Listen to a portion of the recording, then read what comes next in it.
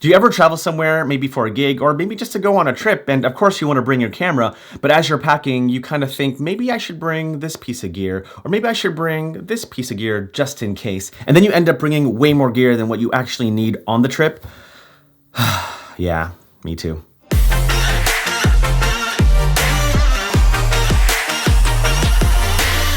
Hey guys, real quick, today's episode is sponsored by Dollar Shave Club. We're gonna talk about them more in a second, but it fits in perfectly to what I wanna talk about today, and that is essential travel gear for creatives. So like I said earlier, I always end up bringing way more gear than what I need going on a trip or just traveling somewhere. And I just end up becoming so frustrated with myself because I just knew in the back of my mind that I don't need that extra gear, but I ended up bringing it anyway, which is why I wanted to compile an essential list for any travel creative, whether you're a filmmaker or a photographer. Okay, so we'll be talking about quite a few things, and so if you want to skip to a certain product, then you can use the time codes down below. So first on the list for traveling essentials is a backpack. You gotta have a backpack to carry your gear. Now I'm not gonna go into a specific backpack that you should get, I'll leave that completely up to you, but the main reason why you want a dedicated camera backpack is so that you can carry your gear wherever you go. Try not to check in your gear at the airport. I've checked in gear before, and half the time when I've gotten to my final destination and I open up my bag or case, either a piece of gear is broken or severely damaged. Definitely do not check in lenses.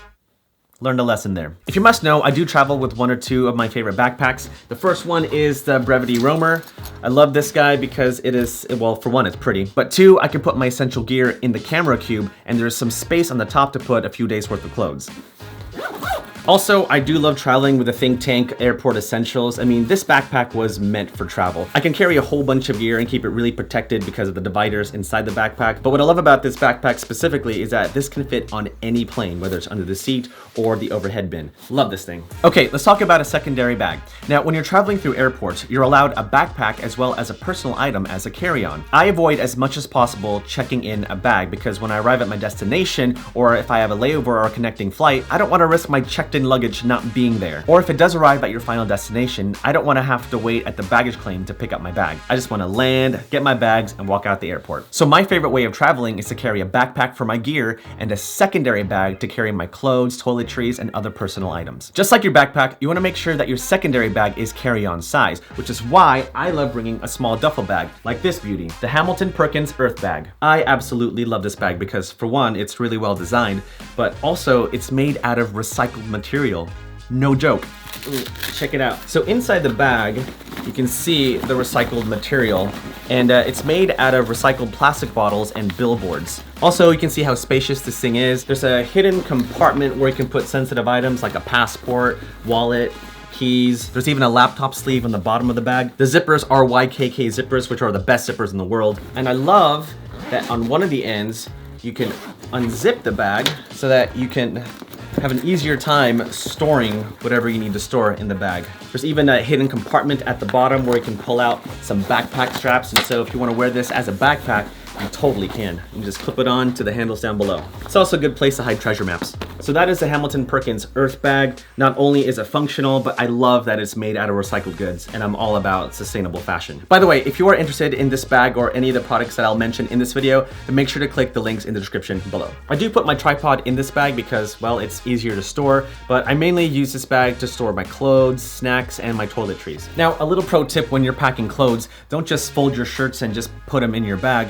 Actually roll them up, because when you roll up your clothes, you allow more room in your bag to put other things in. You also don't want to bring an excessive amount of toiletries, especially in containers that are bigger than 3 ounces.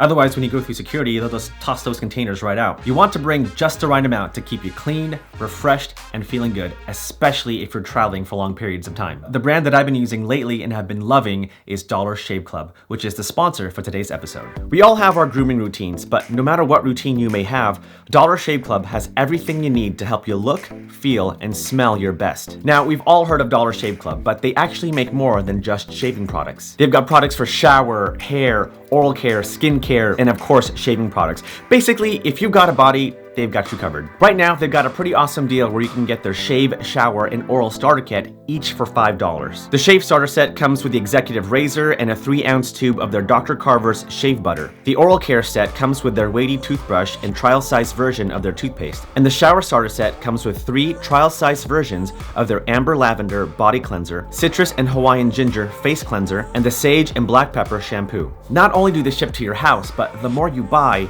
the more you save with their handsome discount. And with $5 for a starter set, now is a great time to try out their amazing and high quality products. If you like what they send you, you'll get their regular sized products at their regular price, so make sure to get this exclusive deal with my link below. Big shout out and thanks to Dollar Shave Club for sponsoring this episode, and now, onto the gear. There are 4 items that I think that are absolutely necessary for any type of travel and any type of shoot. Camera body, lens, lights, audio, and a tripod. Personally, my essential gear is a Sony a7 III, the Sony 24-70 G Master lens, the Rode VideoMic Pro Plus, the Aputure MW, and the MeFOTO Globetrotter travel tripod. I absolutely love the Sony a7 III. It's so versatile as a video camera as well as a photography camera, and I love using the Sony 24-70 G Master lens because 1, it's versatile, but 2, it covers all the standard focal lengths. You got your wide at 24mm, you got your medium at 50mm, and you got your telephoto at 70mm. And if you want to, you can squeeze in a prime lens like a 24 or 85. And the mic that I use is a Rode VideoMic Pro Plus.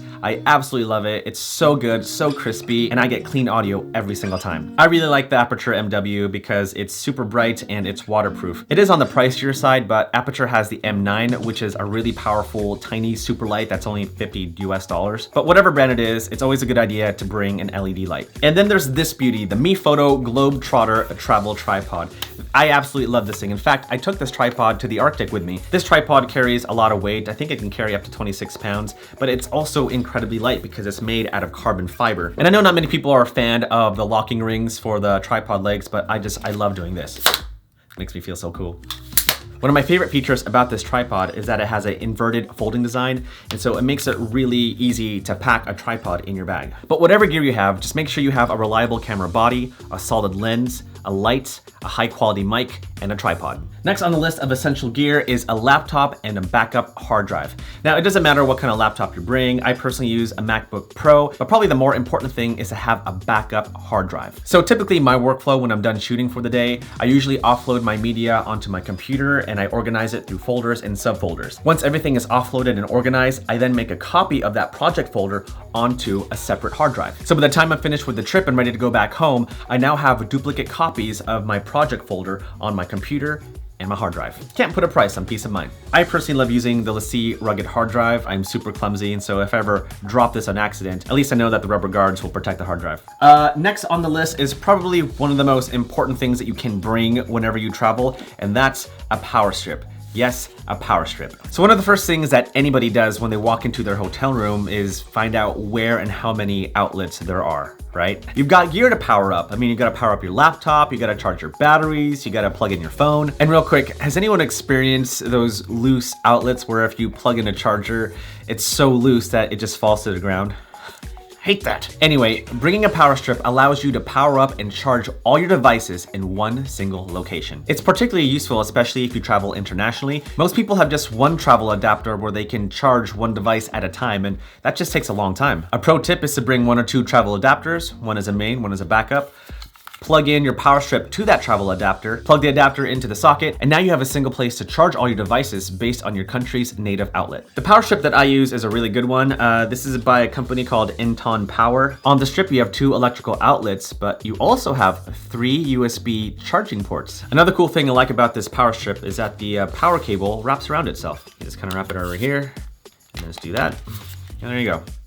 Minimal. Speaking of power, one of my favorite things to travel with and even to use in this office is this guy right over here. What in the world is this thing? Well, essentially it's an adapter that you can attach to your MacBook Pro charger, but allows you to have multiple charging ports. So if you take a look at the top, there is a Thunderbolt 3/USB-C charging port. This provides pass-through power by using the Thunderbolt 3 port of your MacBook Pro power adapter. Below that are 4 USB charging ports. The bottom 3 are your standard USB 3 ports, while this one over here is a quick charge USB USB port. This quick charge port is my absolute favorite thing about this adapter because it allows me to charge my devices twice as fast. I always hate it when I have to charge my iPhone, but the charging just takes too darn long. But now that I have a quick charge port, I can charge 25% of my iPhone's battery within 10 minutes. So to attach your MacBook Pro power adapter to the dock case, all you have to do is align the USB-C/Thunderbolt 3 port and align it with the USB-C connector in the adapter.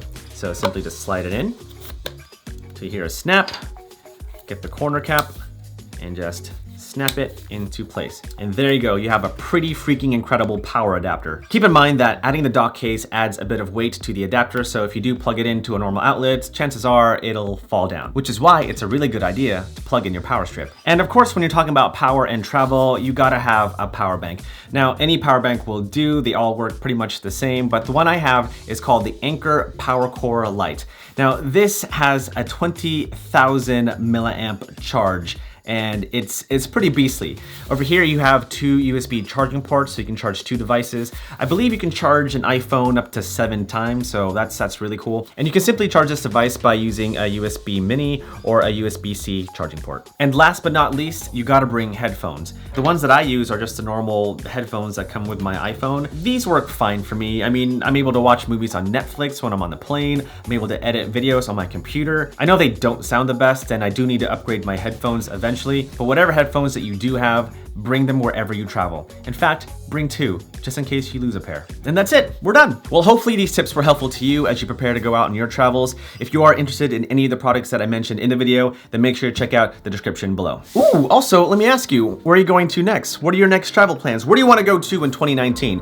Let me know in the comments below, I'd love to find out. Well, I'm out of here. Thank you guys so much for watching. It honestly means the world to me. So if you like this video, thumbs up, subscribe if you haven't, and don't forget to hit that notification bell, and I'll see you guys in the next video. Peace.